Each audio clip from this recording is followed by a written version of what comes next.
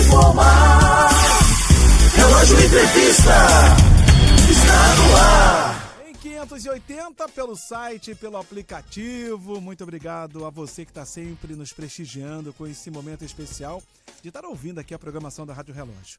Meus amados, conforme o prometido, responda pra gente aqui, né, essa dúvida a qual nós temos, né, com a nossa querida doutora, que é chefe da unidade Hematologia e Oncologia do Hospital Universitário Antônio Pedro. O que acontece? Quando o assunto é alimentação, muita gente, né, muitas pessoas, né, já vem se perguntando, tal, será que aquilo que comemos, né, ou melhor, que colocamos no prato todos os dias, pode, né, de alguma forma influenciar a nossa saúde a longo prazo? E mais, existem realmente alimentos que aumentam o risco de desenvolver câncer? Para poder esclarecer todas essas dúvidas, né, e separar o que é mito do que é verdade, a gente conversa agora com a doutora Renata Natário, médica, oncologista e, conforme eu falei, chefe da unidade de hematologia e oncologia do Hospital Universitário Antônio Pedro. Em primeiro lugar, quero dar bom dia para ela. Doutora, bom dia, do seu amigo Paulo Roberto e de todos os nossos ouvintes. Bom dia, ouvintes da Rádio Relógio. Eu sou Renata Natário, sou médica oncologista do Hospital Universitário Antônio Pedro, da UF, né, da rede EBSER. E hoje eu estou aqui com vocês com a ideia de falar sobre prevenção do câncer, com foco principalmente nas medidas relacionadas à alimentação. Falar sobre prevenção do câncer é um privilégio, porque eu acho que é aí que a gente vai conseguir combater essa doença cada vez mais frequente. Então é um prazer estar aqui com vocês hoje. Ok, doutora, o prazer é todo nosso, em nome de toda a família Rádio Relógio. Doutora, já trazendo aqui a primeira pergunta, responda pra gente aqui, por gentileza. Quando falamos em alimentos potencialmente cancerígenos, o que isso realmente significa?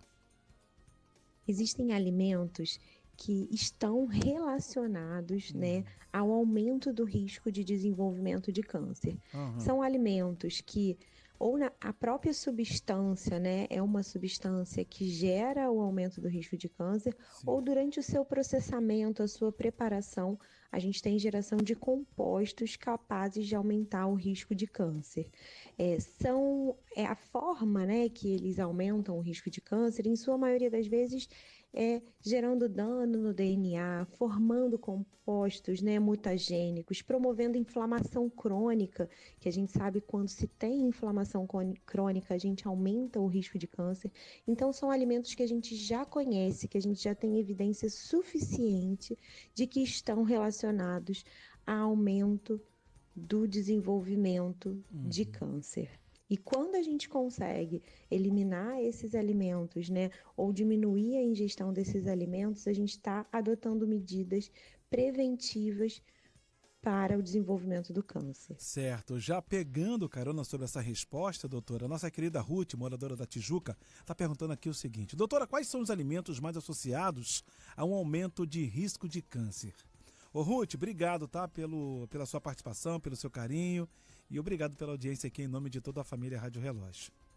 Os principais alimentos que já são comprovadamente, né, associados, né, ao risco de desenvolvimento de câncer são principalmente aquelas carnes processadas. Então, quando a gente fala em bacon, salsicha, presunto, são muito associados ao desenvolvimento de câncer. Então, a gente sabe que isso aumenta o risco de câncer, principalmente câncer coloretal, né? Então, é algo que a gente já conhece e já sabe. Além disso, o álcool, a gente não pode deixar de falar do álcool. O álcool, ele está associado como um fator de risco muito importante para o desenvolvimento de vários tipos de câncer.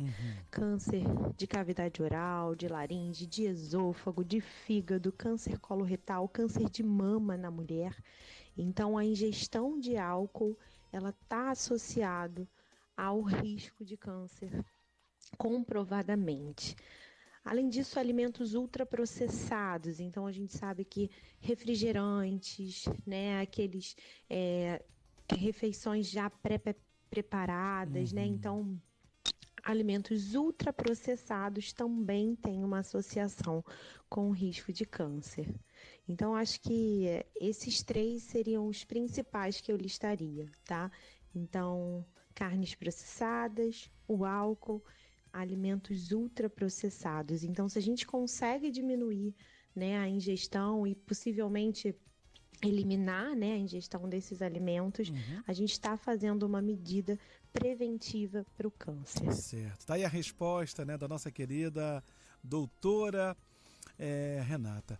Agora, doutora, só agradecendo aqui primeiramente, né, mais uma vez, a nossa ouvinte aqui, a Ruth, né, que é da Tijuca. Ruth, obrigado, tá? Tá aí a resposta da nossa querida doutora Renata Natário.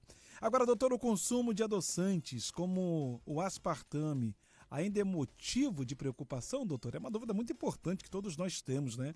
Evitamos o açúcar e a gente acaba degustando aí os adoçantes aspartame. Por favor. O consumo de adoçante, né, como o aspartame, continua sendo um motivo de debate científico, né? Alguns trabalhos demonstram um aumento do risco de câncer com o uso de aspartame e outros não comprovaram isso, né? A gente sabe que hoje ele é classificado como possivelmente carcinogênico, mas tem essa controvérsia e a gente sabe que quando a gente usa nos níveis tipicamente consumidos mesmo na dieta humana, pode ser que esse risco não seja tão aumentado, né? A questão é quando a gente extrapola esse uso, né? Mas ele ainda é classificado como possivelmente. A gente não tem tanta certeza, alguns trabalhos mostrando uma evidência de que pode aumentar, mas porém outros negativos. Então ainda é uma dúvida, tá? Tá aí a dúvida, né? Para você que está acompanhando aqui a nossa programação, o Relógio Entrevista. Doutora, o nosso ouvinte aqui, o Adão, é morador de Olaria, zona norte da cidade. Ele está perguntando aqui, né? A senhora destacou para a gente sobre os alimentos mais associados, né? Que obtêm aí o aumento de risco de câncer. Ele está perguntando o seguinte: existe diferença entre alimentos industrializados e naturais nesse contexto ou não? Ele está querendo saber. Só agradecendo mais uma vez aqui, Adão, brigadão aí pelo seu carinho, continue sempre com a gente, tá, meu irmão? E mais uma vez aí, eu agradeço em nome de toda a família Rádio Relógio. Por favor, doutora, fica à vontade.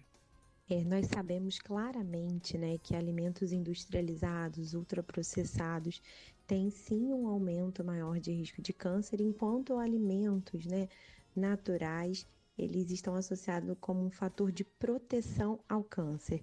Então, acho que vale aquela frase que a gente escuta bastante, né, dos nutricionistas, né, e de todo mundo que promove a saúde. A ideia é desembale menos e descasque mais, porque essa é uma estratégia, sim, para a gente poder diminuir o risco de câncer, né? Certo. Buscar cada vez mais alimentos naturais como frutas, legumes e evitar ultraprocessados. Foi dado o recado, hein, Adão? Brigadão. Agora, doutor, o modo de preparo dos alimentos pode influenciar no risco? Por exemplo, alimentos não queimados, ou seja, alimentos muito queimados, né? Só corrigindo, ou fritos. Isso, no caso, pode influenciar a nossa saúde, o risco no geral? O modo de preparo dos alimentos, ele pode sim influenciar o risco de câncer.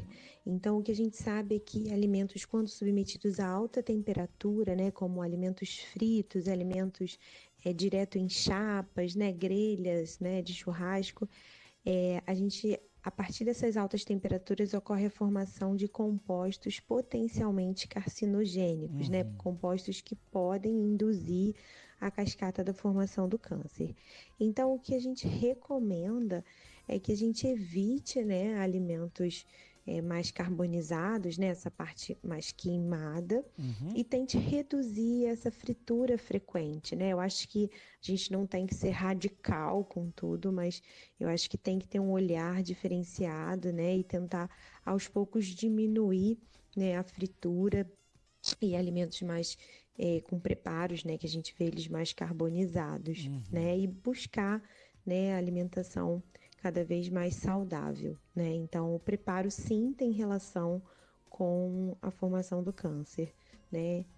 Tá certo, doutora. Obrigado por essa resposta. Só lembrando aos nossos ouvintes, né, que eu estou conversando com a doutora Renata Natário. E, doutora, suas considerações finais, por favor, fica à vontade. Então, eu queria agradecer à Rádio Relógio por essa oportunidade, né, de estar aqui conversando com vocês.